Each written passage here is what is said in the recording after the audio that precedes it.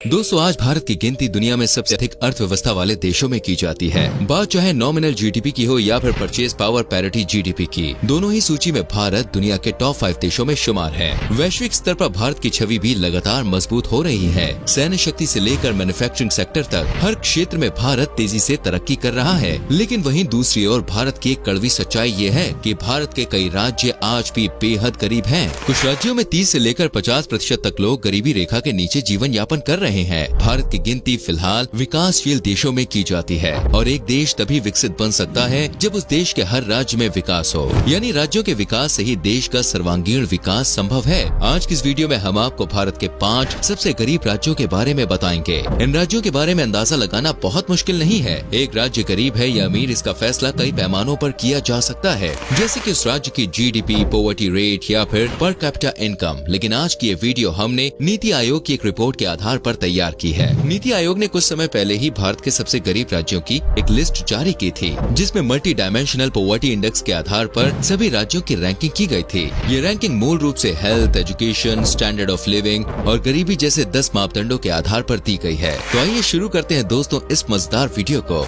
मेघालय। अगर भारत के सबसे खूबसूरत राज्यों की बात की जाए तो उसमें मेघालय को जरूर शुमार किया जाएगा। सिर्फ भारत में ही नहीं बल्कि पूरी दुनिया में सबसे ज्यादा बारिश मेघालय के मॉनसून में होती है। साथ ही इस राज्य का चेरापूंजी जिला भी कमाल का टूरिस्ट डेस्टिनेशन है। एशिया का सबसे अच्छा गांव मोलिनोंग भी इस राज्य में स्थित है। मेघालय को स्कॉटलैंड ऑफ द ईस्ट के नाम से भी जाना जाता है। लेकिन इतनी सारी खूबियां होने के बावजूद मेघालय आज गरीबी की मार झेल रहा है। नीति आयोग के आंकड़ों के अनुसार मेघालय के 37.05% लोग गरीबी रेखा के नीचे अपनी जिंदगी गुजार रहे हैं। मेघालय की कुल जनसंख्या 32 लाख के आसपास है। दरअसल बहुत ज्यादा बारिश होने के कारण मेघालय में कोई भी काम रफ्तार से नहीं हो पाता। कई जिले ऐसे हैं जहां रोजाना बारिश होना तय है। इसी वजह से लोगों के काम करने के घंटे बहुत कम हो जाते हैं और बारिश कब भयंकर तूफान का रूप ले ले इस बारे में कोई भी नहीं जानता। भारत के अन्य राज्यों के मुकाबले मेघालय में सूर्य जल्दी ढल जाता है। मेघालय की जीडीपी $54.7 बिलियन से भी कम है। हालांकि आबादी के लिहाज से यह आंकड़ा बुरा नहीं है, लेकिन यहाँ पर आज भी कई सुविधाओं की कमी है और इसी व्यवहार से नीति आयोग ने मेघालय को भारत के सबसे गरीब देशों की सूची में 5वें नंबर पर रखा है। वहीं नॉर्थ ईस्ट के राज्यों में मेघालय गरीबी के मामले में पहले नंबर पर आता है। मध्य प्रदेश। नीति आयोग के एमपीआई इंडेक्स के अनुसार मध्य प्रदेश देश का चौथा सबसे गरीब राज्य है, जहाँ की 36.65% जनता गरीब है। मध्य प्रदेश का नाम सुनकर कई लोगों को हैरानी भी होती है, क्योंकि जिस राज्य में भोपाल और इंदौर जैसे भारत के सबसे समृद्ध शहर शामिल हैं, वो राज्य इतना गरीब कैसे हो सकता है। लेकिन दोस्तों, आपको जानकर हैरानी होगी कि भारत के 640 जिलों में सबसे गरीब जिला इसी राज्य में है। एमपी की जनसंख्या 8.5 करोड़ के आसपास है। इनमें से लगभग 22% आबादी जनजातीय समुदाय की है। पूरे भारत में सबसे ज्यादा आदिवासी लोग मध्य प्रदेश में ही रहते हैं। कुल मिलाकर एमपी में 46 जनजातियों के लिए लोग रहते हैं। क्षेत्रफल के लिहाज से भारत में सबसे ज्यादा ग्रीनरी भी मध्य प्रदेश में ही पाई जाती है। यहाँ की हवा बिल्कुल ताजी और स्वच्छ है, लेकिन हरियाली और साफ हवा से लोगों का पेट नहीं भरता।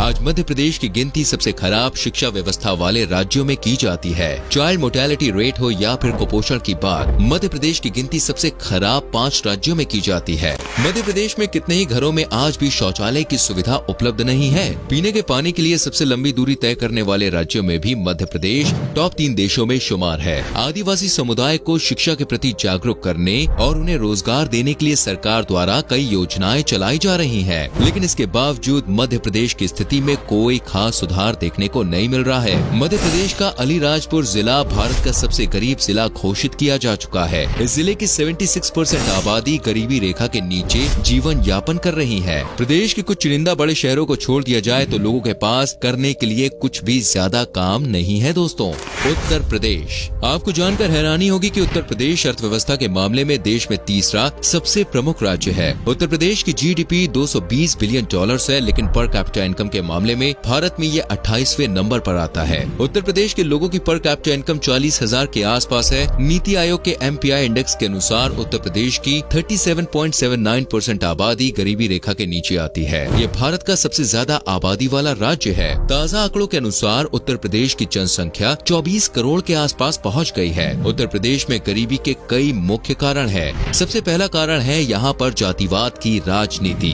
पिछले कई दशक से उत्तर प्रदेश में जाति के आधार पर राजनीति होती आई है। सभी समुदाय के नेता अपने अपने समुदाय के विकास की बात कहकर वोट लेने की कोशिश करते हैं। इससे नेताओं को तो फायदा होता है, लेकिन आम लोगों के बीच नफरत की जड़ें पनपने लगती हैं। इसके अलावा यूपी में स्कूल्स और हॉस्पिटल से ज्यादा लोगों ने मंदिर और मस्जिदों पर अपना ध्यान केंद्रित किया है। साथ ही उत्तर प्रदेश में कई सालों तक गुंडा राज भी अपनी चरम सीमा पर रहा है। गैंग वॉर के कारण न जाने कितने ही मासूम लोगों को अपनी जान गंवानी पड़ी है। नेता और माफिया मिलकर पूरा राज्य कंट्रोल किया करते थे। हालांकि उत्तर प्रदेश में अब हालात सुधरने लगे हैं। उत्तर प्रदेश में सड़कें बेहतर हो रही हैं, इंफ्रास्ट्रक्चर का निर्माण हो रहा है, स्कूल, हॉस्पिटल्स और कॉलेज की सौगात उत्तर प्रदेश को मिल रही है और राज्य में गुंडा राज भी अब लगभग समाप्त हो गया है। उम्मीद है कि जल्द ही उत्तर प्रदेश के माथे पर लगा गरीबी का ठप्पा हमेशा के लिए हट जाएगा।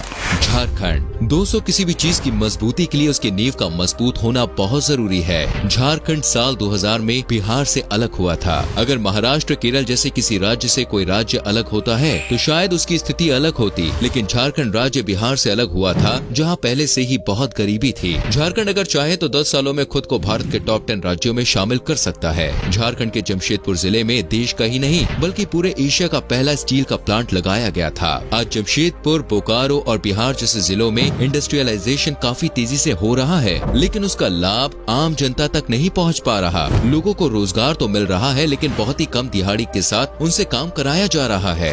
राज्य के खनिजों से आने वाला पैसा तो भ्रष्ट नेताओं और बिचौलियों की जेब में ही चला जाता है। झारखंड अगर इन सब पहलुओं पर गौर करे तो खुद को गरीबी से बाहर निकालने में इसे ज्यादा समय नहीं लगेगा, लेकिन यहाँ पर भ्रष्टाचार इतना ज्यादा है कि लोगों तक सरकारी योजनाओं का लाभ ही नहीं पहुँच पाता। पूरे देश का 40% खनिज सिर्फ झारखंड में ही मौजूद है। इतनी ज्यादा मात्रा में संसाधन होने के बावजूद झारखंड एक गरीब राज्य है। इसमें कहीं न कहीं दोस्तों झारखंड के लोगों और सरकार दोनों की ही गलती है। बिहार से अलग होने के बाद झारखंड में नक्सलवाद ने अपने पैर जमाने शुरू कर दिए थे। एक समय ऐसा भी था जब राज्य के 21 जिले नक्सलवाद की चपेट में आ गए थे, लेकिन धीरे धीरे सरकार ने नक्सलवाद को कम करने के लिए अभियान चलाने शुरू किए और लोगों को समझाया कि इससे उनका ही नुकसान है। आज झारखंड के ज्यादातर जिले नक्सलवाद से तो मुक्त हो गए हैं, लेकिन गरीबी आज भी यहाँ पर एक बड़ी समस्या है। राज्य के आधे से ज्यादा लोग गाँव कस्बों में रहकर ही अपना गुजारा कर रहे हैं। साथ ही झारखंड में आदिवासी समुदाय के लोग की संख्या भी काफी ज्यादा है। लगभग 30 जनजातियों के लोग झारखंड में रहते हैं। आदिवासी लोगों को शिक्षा के महत्व के बारे में जागरूक करना होगा। साथ ही प्रदेश में अच्छी स्वास्थ्य सुविधाओं की भी भारी कमी देखने को मिलती है। नीति आयोग की रिपोर्ट के अनुसार झारखंड के 42.16% लोग गरीबी में जीवन व्यतीत कर रहे हैं। उत्तर प्रदेश और बिहार की तरह ही झारखंड में भी पॉलिटिकल इंस्टेबिलिटी काफी देखने को मिलती है। राज्य को बने अभी 2 दशक ही बीते हैं। इतने कम समय में ही यहाँ पर 1 दर्जन से ज्यादा बार सरकारें बदल चुकी हैं। दोस्तों बिहार भारत के सबसे गरीब राज्यों की सूची में पहले नंबर पर आता है। यह अंदाजा लगाना बहुत ज्यादा मुश्किल नहीं है। नीति आयोग के MPI इंडेक्स के अनुसार बिहार का पॉवर्टी रेट 51.9% है, यानी जिस राज्य की आधी से ज्यादा आबादी ही गरीबी में जीवन यापन कर रही हो, उस राज्य की स्थिति कैसी होगी ये तो आप समझ ही सकते हैं। बिहार के लोगों की पर कैपिटा इनकम सिर्फ 45,000 रूपए सालाना है। इस लिहाज से देखा जाए तो 4,000 रूपए में एक महीने का खर्च चलाना पड़ता है, जो कि लगभग नामुमकिन है। बिहार में गरीबी का आलम आज से नहीं बल्कि अंग्रेजों के समय से ही इसकी शुरुआत हो गई थी। सन 1793 में बिहार में अंग्रेजों ने परमानेंट सेटलमेंट एक्ट लागू किया था। साथ ही जमींदारी सिस्टम भी इसी राज्य में लागू कर दिया गया था। तभी से छोटे किसान और गरीब होते चले गए। आजादी के बाद जब बिहार में खनन का काम शुरू हुआ तो सरकार ने फ्रेट इक्वलाइजेशन पॉलिसी लागू कर दी, जिसने राज्य के विकास में बाधा पैदा की और इस पॉलिसी के कारण बिहार राज्य कभी भी तरक्की की राह पर अग्रसर ही नहीं हो पाया। बिहार में आज 16% से ज्यादा लोग बेरोजगार हैं, यानी राज्य का हर छठा व्यक्ति नौकरी की तलाश कर रहा है। बिहार के लाखों लोग घर से दूर दिल्ली, मुंबई जैसे शहरों में रोजगार की तलाश में आते हैं। बिहार में इंडस्ट्रियल सेक्टर और सर्विस सेक्टर भी ठीक तरह से कभी स्थापित ही नहीं हो पाए। साथ ही बिहार की तेजी से बढ़ती आबादी भी राज्य की गरीबी का एक प्रमुख कारण है। बिहार की जनसंख्या 12 करोड़ 83 लाख से ज्यादा पहुँच गई है, जो इसे देश का दूसरा सबसे ज्यादा आबादी वाला राज्य बनाती है। इसके अलावा किसी भी राज्य की तरक्की के लिए वहाँ की सरकार और प्रशासन की भूमिका भी बेहद बेहद अहम होती है। बिहार में सन 1961 से 1990 के दौरान 20 बार नई सरकार बनी थी। जी हाँ दोस्तों, 20 बार। एक राज्य में जब तक राजनीतिक स्थिरता नहीं होगी तब तक उस राज्य में कोई भी स्कीम, पॉलिसी या योजनाएं ठीक से लागू नहीं हो पाएंगी। सरकार की खामियों का भुगतान आज बिहार के मासूम नागरिकों को भुगतना पड़ रहा है। तो दोस्तों, ये थे भारत के 5 सबसे गरीब राज्य। नीति आयोग के MPI इंडेक्स के अनुसार केरल भारत का सबसे समृद्ध राज्य है, जहां गरीबी दर 1% से भी कम है। इसके बाद गोवा, सिक्किम, तमिलनाडु और पंजाब राज्यों का नंबर आता है। ये बात काफी हैरान करने वाली जरूर है कि भारत के ही एक राज्य में इतनी अधिक गरीबी है, तो अन्य राज्यों के लोग कितने समृद्ध हैं। कमजोर राज्यों में सुधार लाने के लिए सरकार सिर्फ आर्थिक राशि से लोगों की मदद करती है। आर्थिक मदद के जरिए दोस्तों एक तरह से सरकार लोगों को निकम्मा और कामचोर बनाने का काम करती है। इससे लोग की सोच ही ऐसी हो जाती है कि कुछ करें या ना करें, सरकार खाने के लिए खाना तो दे ही देगी, बस और जिंदगी में क्या चाहिए। इसके बदले सरकार को रोजगार बढ़ाने और शिक्षा को बेहतर बनाने की ओर ज्यादा ध्यान देना चाहिए। उम्मीद करते हैं वीडियो आपको अच्छी लगी होगी। वैसे आपके हिसाब से भारत के इन सबसे गरीब राज्यों की हालत किस तरह से बेहतर की जा सकती है, इस बारे में अपने सुझाव और विचार नीचे कमेंट बॉक्स में हमारे संग शेयर जरूर करें। वीडियो को लाइक और शेयर करें।